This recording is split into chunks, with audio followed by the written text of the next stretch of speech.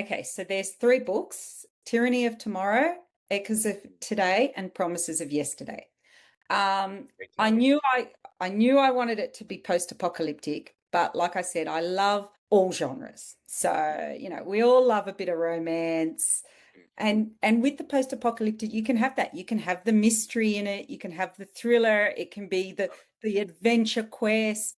So it's one of those genres that combines everything. So I think that's why I really love it. I knew I wanted to give the people of Western Sydney a voice. And for me, I think even particularly now, I think teenagers get a bit of a bad rap. I don't think we realize how resourceful they can be because we don't give them the chance. But as a teacher, I'm uniquely positioned to see how they can be. And so I knew I wanted it to be through the voice of perhaps an immigrant's child or a second generation, that generation that's kind of caught. They don't quite fit in the new country, even though it's their birth country. They don't have the connections to the old country, and how is all that going to come with them? And what are they going to bring to this landscape and to this situation? And I guess that's why this series came about.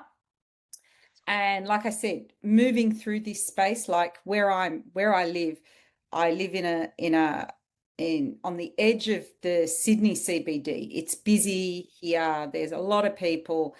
There's a river, and then it gets into the mountains. So in terms of the stories that could arise from such a landscape, it's pretty limitless.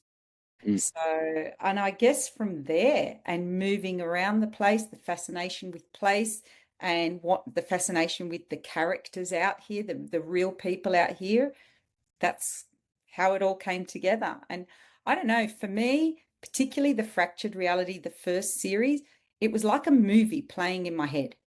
I could see the start, I could see where I wanted to go.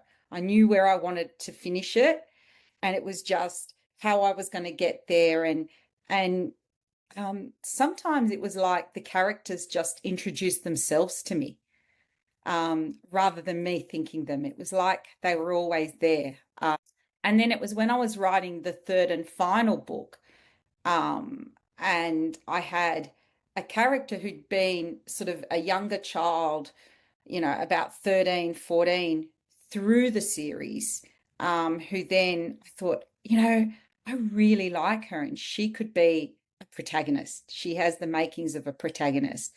And she's kind of an amalgamation of kids I've taught, my own daughters, and kids I went to school with, and and in that third book, she meets a young man, and he's different because he's partially infected, and he's the whole mystery. And because I never really solved the mystery of the virus or anything, and I was happy not to, because sometimes you don't get those neat answers, but it just opened up a whole other film inside my head.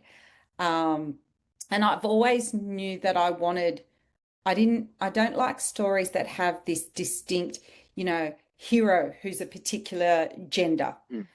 Always knew that I wanted the balance. And I know that people, sometimes they are heroic in some situations, but not in others. And they're the sort of characters I wanted to portray. So that's I hope answers your questions, kind of what I was hoping.